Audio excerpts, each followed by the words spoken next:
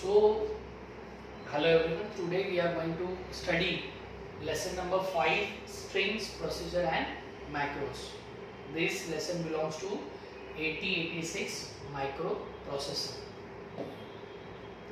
So, what is the objective behind understanding this lesson is use 8086 string manipulation instruction to perform a variety of operations on the sequence of data words in memory, right? What is important? On the sequence of data words in the memory. Describe how a stack is initialized. Describe how a stack is initialized and use 8086 assembly language program which call procedures. It means we have to call mini programs during the main programs, right? Write an 8086 assembly language program which calls a near procedure as well as far procedure.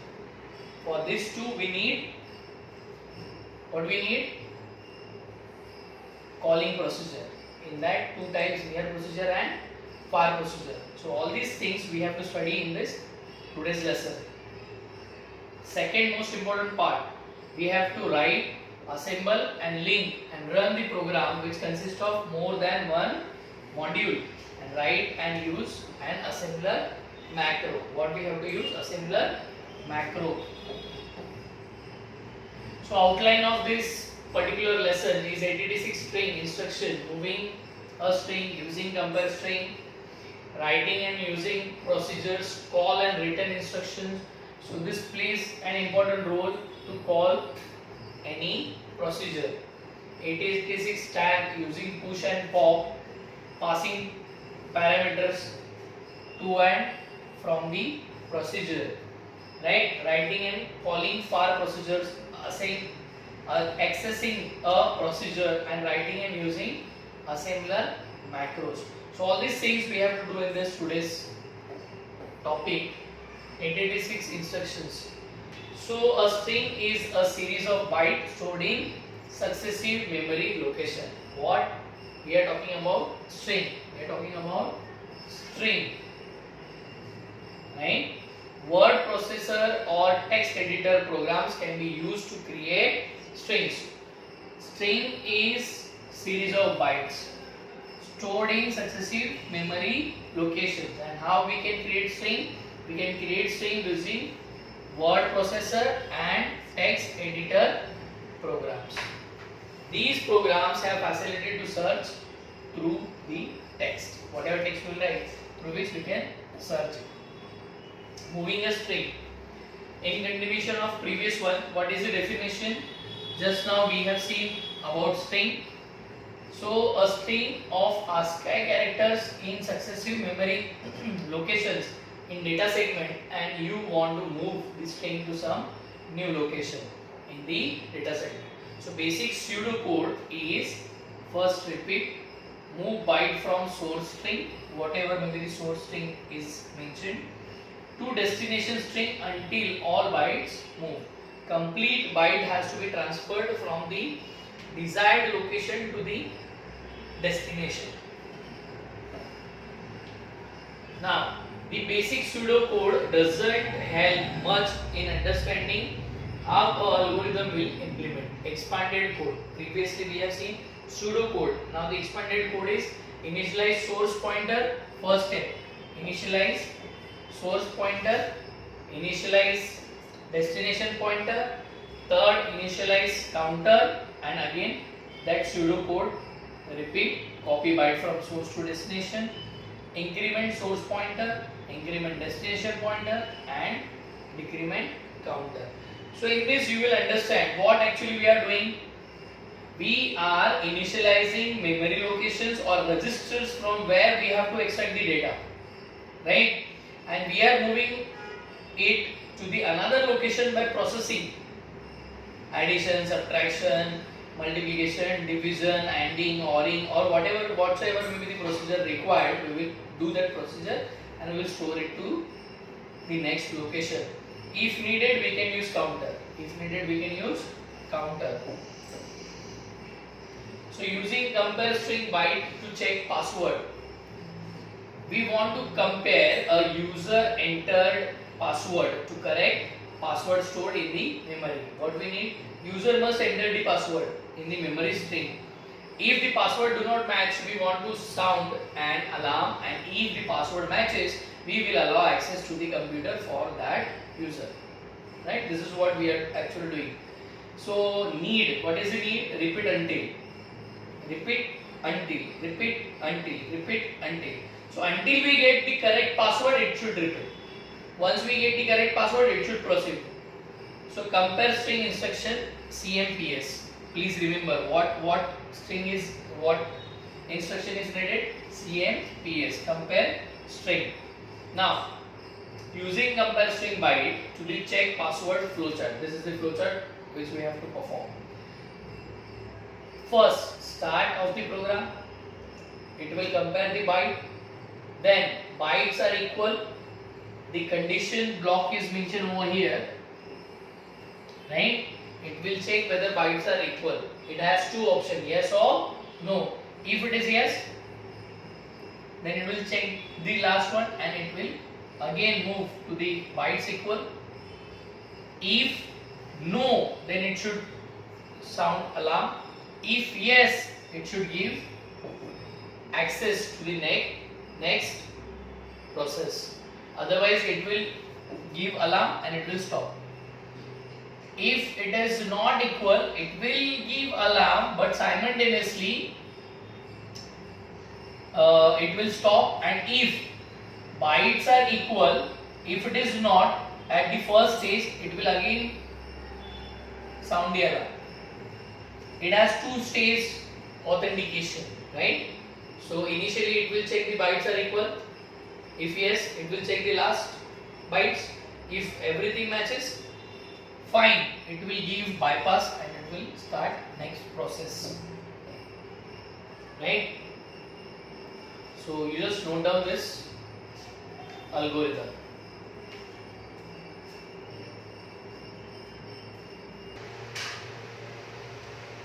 So now if we understood the flowchart using compare string byte to check password code. So what must be the code? Initialize port device. What we have to initialize? Port device for output. Initialize source pointer. Initialize data pointer, as we discussed earlier. Initialize counter. It will start the program from repeat. Compare source byte with destination byte. What we have to compare? Source byte with destination byte. Then increment the source pointer. What we have to do? Increment the source pointer. Then increment the destination pointer SP, DP, and decrement the counter. Why always we are decrementing the counter? Because once we have performed the task step by step, counter must decrease. Right? If the counter is of 20, if you are counting 1, 2, 3, 4, 5, 6, so counter must decrease, no? If it will not decrement, it will repeat it again and again and again and again infinitely. So counter must decrement.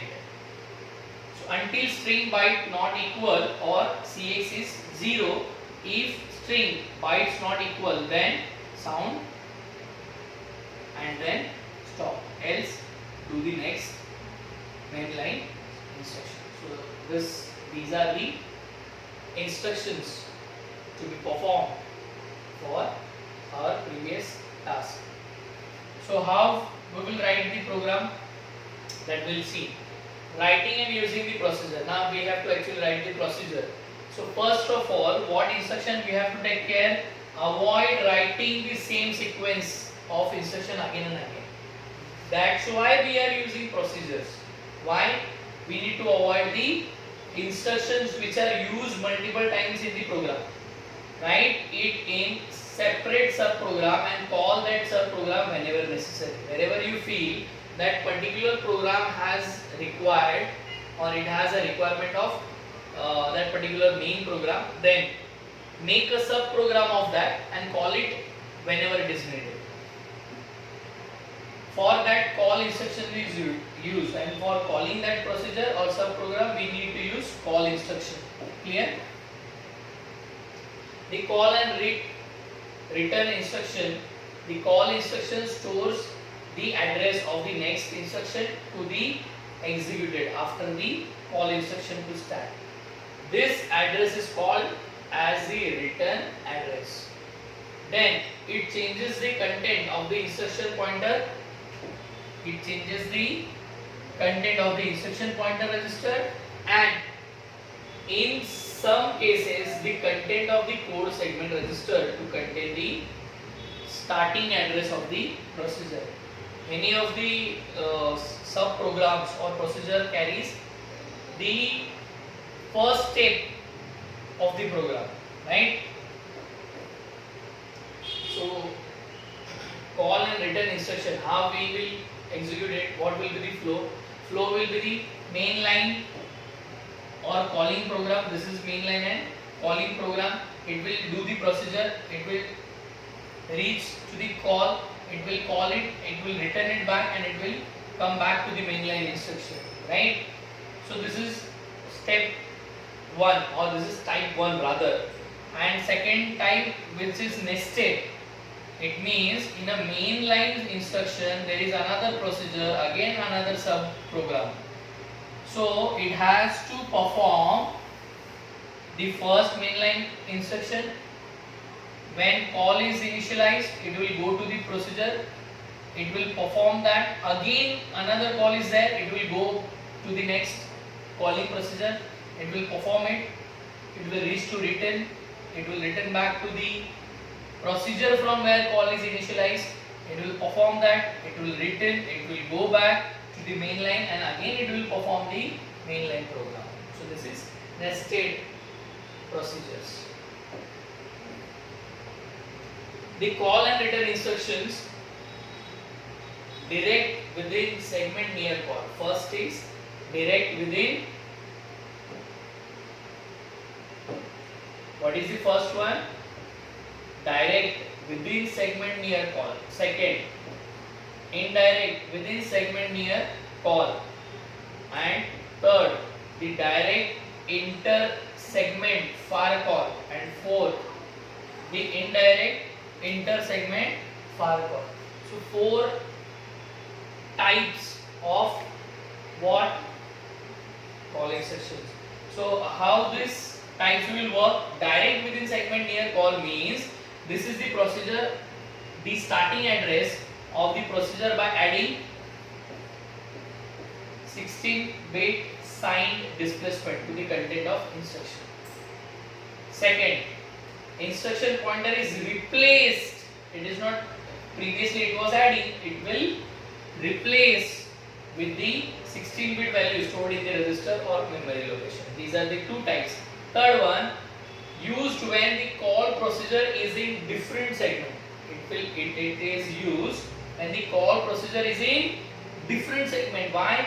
Because this is inter segment far call. It is inter segment far call. The new value of the instruction pointer is written as byte 2 or 3 of the instruction code, and the low byte of the new IP value is written before the high byte. Now listen it again.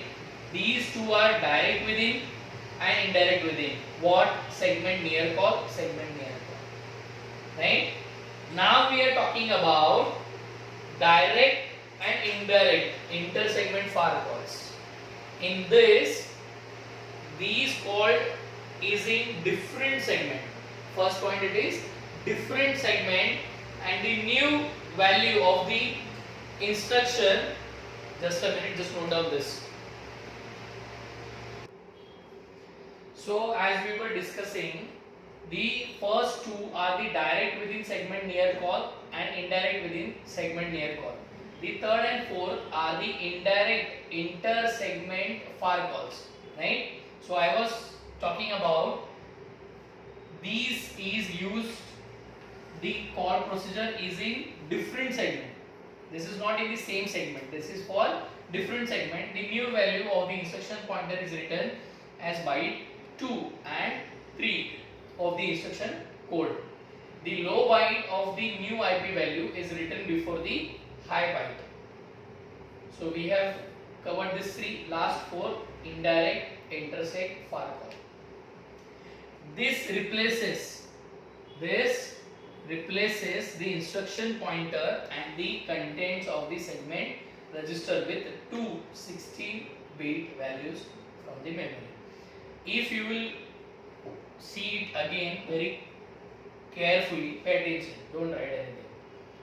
So this is adding 16-bit and this is replacing, right? This is adding 3 written as 2-byte and 3-byte instruction code, lower byte before the higher byte, and the indirect one again replaces 16-bit value. So both indirect one are replacing and the direct one are adding or giving the bytes to the lower and higher one, right? So this is very simple to understand. Now 8086 return instruction, when 8086 does near call, it saves the instruction pointer value after the call instruction on the stack. Written at the end of the procedure copies this value from stack back to the instruction pointer. ध्यान से समझो what it does when 8086 does near call, it saves the instruction pointer value after the call instruction to the stack. Then written at the end of the procedure copies the value from stack back to the instruction pointer. मतलब पहले में वो क्या करता है, instruction pointer से value लेकर stack में स्टोर करेगा. कब? when call instruction is performed. And for return it will take the value from stack and it will return it back to the IP. Clear? So 8086 stack, it is a section of memory you set aside for storing return addresses, also used to store the contents of the register for the calling program while a procedure executes, and it hold data or address that will be acted upon by procedures. So here as you can see, the column of memory, the locations are mentioned over here. This is what is stack, in which we will store the registers, or we can store the bytes which will be called during the procedure. So initial top stack and this one is start of the stack segment, and this is complete stack, right? Using push and pop, the push register or memory instruction decrements the stack pointer by 2 and copies the contents of the specified 16-bit register. What it does, it copies the content of specified 16-bit register and the pointer by 2, decrements, instruction decrements the stack pointer by 2. Then the pop register instruction copies the word on the top of stack to the specified 16-bit register or memory location and increments the stack pointer by 2. This is incrementing and this is decrementing. Push will decrement, pop will increment. Fine? Pay attention. Passing parameters to and from procedure. To and from. Right? From where we have started, there we have to go back again. So that is to and from. So major ways of passing parameters to and from a procedure. First is in register. Second is in dedicated memory location. Third is with pointer passed in register, and fourth is with the stack. So these are the 4 major ways of passing parameters to and from procedure. First is register, second is in dedicated memory location, third is with pointer, and fourth one is with the stack. Writing and debugging programs containing procedures. Carefully work out the overall structure of the program and break it down into modules which can easily be written as procedure. So सबसे पहले क्या करना है हमें, whatsoever may be the program is, break it in small procedures or parts and make it as a separate procedure or subroutine, sub-program, and then use it, so that your programming size or the data used for that program will decrease and your program can be written very easily, right? Simulate each procedure with few instructions which simply pass test values to the mainline program. This is called dummy or stubs. What is called dummy is simulate each procedure with few instructions which simply pass test values to the mainline program.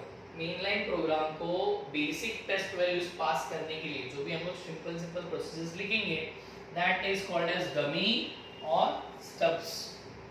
Check that number of push and pop operations are same. Both must be same. Otherwise, what will happen? You are pushing something and something else is popping out from the code. So that may lead to the error.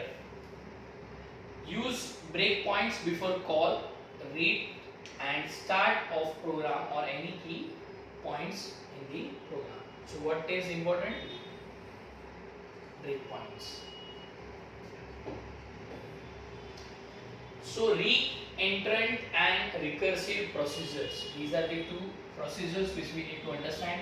Re-entrant and recursive. What is re-entrant? A procedure which can be interrupted, used and re-entered without losing or writing over anything. Recursive, it is the procedure which call itself. वो अपने आप को ही call करेगा. It will not disturb anybody else. So what is re-entrant? This procedure which can be interrupted, used and re-entered without losing or writing over anything. So writing and calling for procedures. It is a procedure that is located in a segment which has different nodes. So in this program, as you can see,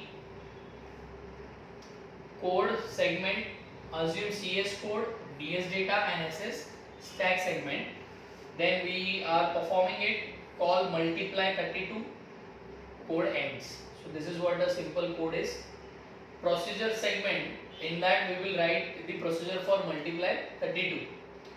So assume CS procedures, multiply 32 NP, whatsoever instructions are needed for multiplication of 32, we will do that and we will end the procedure and then it will end the program.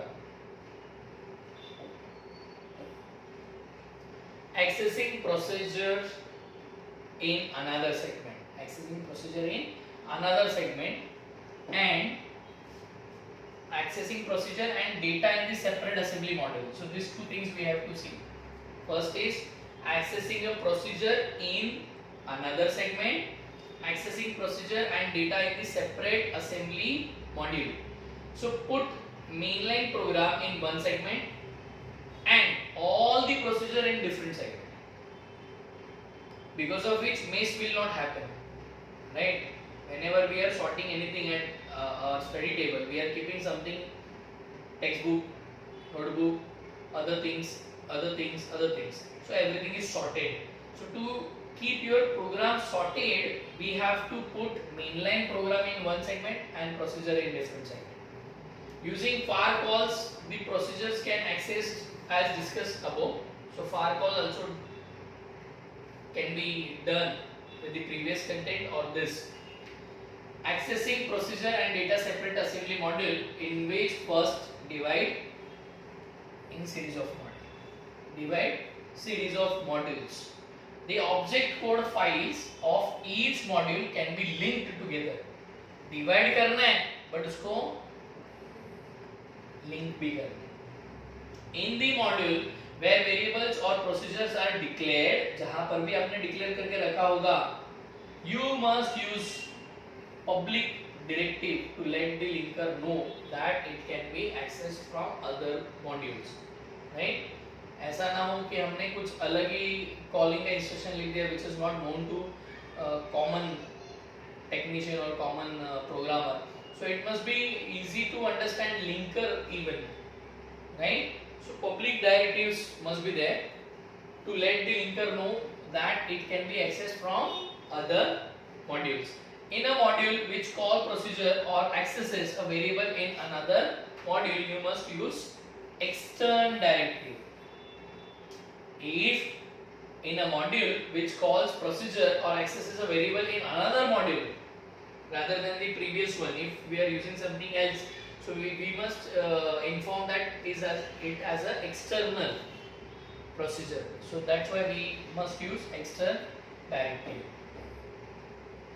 Writing and using assembler macros. So with the help of this knowledge, we can perform the programs and write the procedures and macros. But before that, we must understand the comparison between macros and procedures. So a big advantage of using procedures is that machine code for the group of instruction in the procedure needs to be loaded into the main memory only once. So procedure का एक बहुत बड़ा फायदा क्या है? Whatever we will do, we have to load it to the main memory only once. Disadvantage using the procedure is need for stack. But this is about what? Procedure. Now this is about macros.